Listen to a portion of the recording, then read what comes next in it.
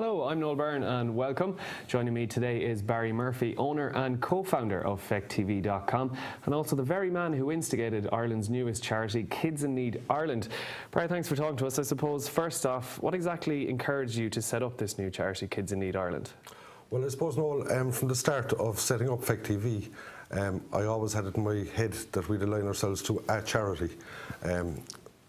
Just that we would from the start and raise funds for a decent cause. And then I was reading the articles on FechtTV and Lily Mae Morrison's case came up, Tiny Dancer, and I knew a fair few of the musicians that took part in the recording of this single for her and whatever. And then soon after, Rachel, a girl working here with us, brought to my attention a second girl, Leah Taff, who is in similar circumstances. Okay. And I quickly realised that the funding for these illnesses, if these kids need to travel abroad, I mean these are kids that are fighting on the edge, and if they need treatment abroad, it can cost up to €600,000 or €700,000 to get this treatment. Now, that's the HSE. In some cases, do provide assistance going abroad as long as it's within Europe, okay. But only in some cases. So it's and you just think, I have a 6-year-old son myself, and you just think to yourself, my God, what a position it must be for a parent to be in. I mean, to have to deal with the situation as it is enormous enough without having to think, shit, I'm going to be short money here. Okay. You know, and I mean, money is the last thing these parents should have to think about, you know. So when I put all that together and then did a little bit of research, it turns out on average we have 5 or 6 children a year in these circumstances, and I thought, you know what, there isn't a specific charity out there for these causes, for these people in these situations, and despite the best fundraising efforts of each of them, most of them struggle to reach 40 or 50,000 euros. Surely, yeah. Yeah, and a lot of it is local community, obviously people that would know them. So I thought if we take this to a national level, we might be able to solve many people helping with small amounts of money. We might be able to solve this problem for these 5 or 6 incidences. I suppose the next question then is, what have you decided to do and what's going to happen to help the cause? First of all, we're after delivering 15,000 posters right around the country, just for fun. Last week. So the idea is that all businesses that we sent them to would run some event, or sports clubs, whatever, some promotion, some event in their own small capacity. Okay. So you get the likes, for example, we're after getting a lot of feedback now, we'll say, from a barber shop in Tullamore, where there's 5 barbers working. Anybody that gets a haircut in that barber shop between 11 and 12, the proceeds on the day, on the 27th of April, the proceeds will be donated to Kids in Need Ireland. Oh, you know, so yeah, yeah. So, Jesus, I'm not too bad myself. Just take the grey ones. So, and pubs, you know, that they'd put a cover charge of maybe €2 on the door, whatever. Every little business doing its own thing. And when you've thousands and thousands of businesses doing small things, which people would support, their customers would support, that would be one thing. And I'd just like to say here as well, if by any chance we didn't get a poster to you, if you go onto the kidsinneedireland.com website, you can download a poster and print it in your local printers yourself, if you'd like, for those who didn't receive a poster. That'll be one part of it. The second part is busking. We had a funny situation, an Irish kind of a situation, whereby I went to get permission to put up stages in different cities and put different acts up in them. Okay. A bureaucratic mess. They told me that they could only be a foot high and they'd be put into some corner somewhere. Then collection permits were another minefield. It's virtually impossible to get a collection permit for Thursday, Friday or Saturday all year round.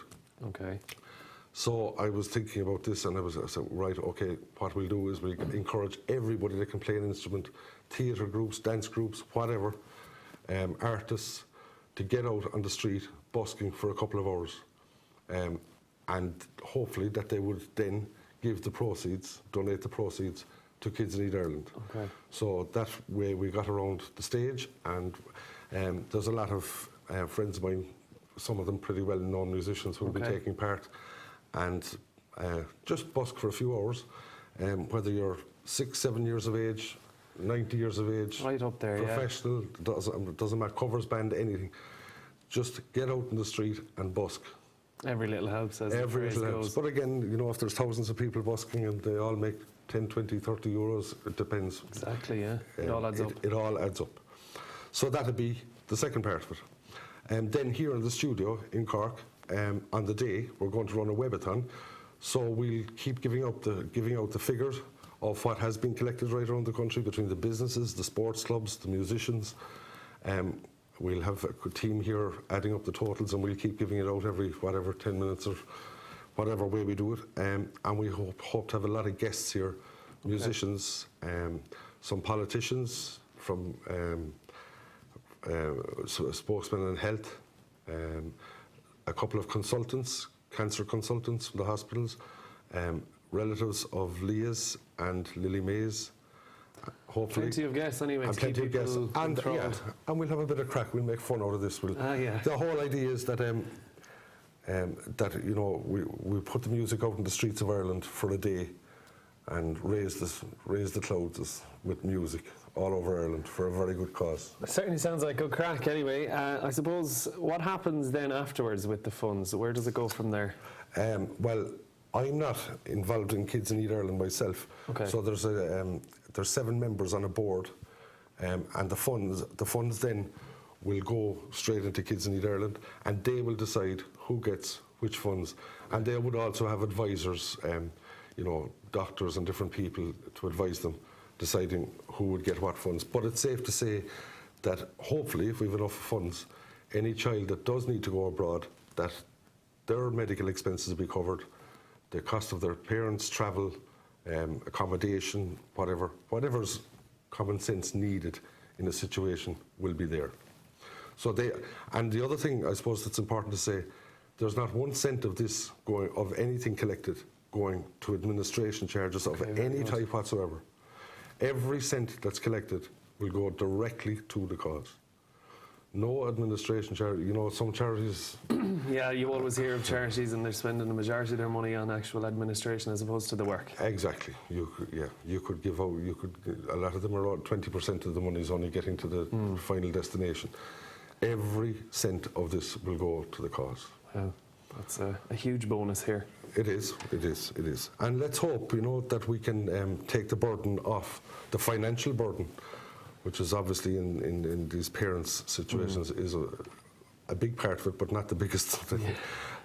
It certainly alleviates some of their worry anyway, dealing with such. I mean, to be sitting there when you have a life of a child, of your own child, in that position, and to be thinking about money, it just doesn't make sense. No.